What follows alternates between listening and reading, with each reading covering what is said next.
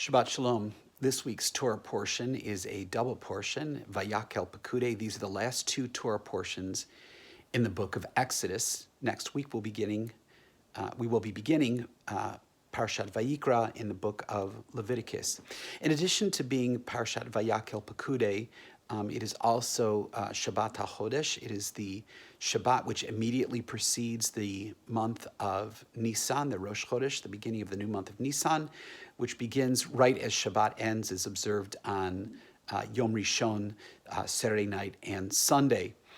The reason for this special Shabbat is it's one of the four ones that lead up to Passover, and this is to remind us of the beginning of the new year. Of course, the month of Nisan is considered to be the first month of the year, but also as a further reminder for all the preparations that need to take place during Nisan for Passover, which of course I think most of us are acutely aware of. Vayakhel Pekudei does contain some other material, but is mostly a repetition of what we saw in Parashat Truma. Parashat Truma, of course, is the Torah portion that we read several weeks ago, which gives the instructions for the building of the tabernacle.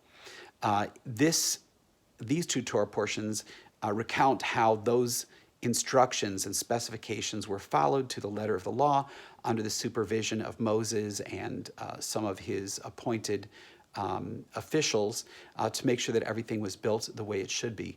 One of the interesting things to note is that the great Torah scholar, Professor Nechama Leibovitz, noted that there are many parallels between the story of the construction of the tabernacle and the creation of the world. There are grammatical and thematic parallels which exist.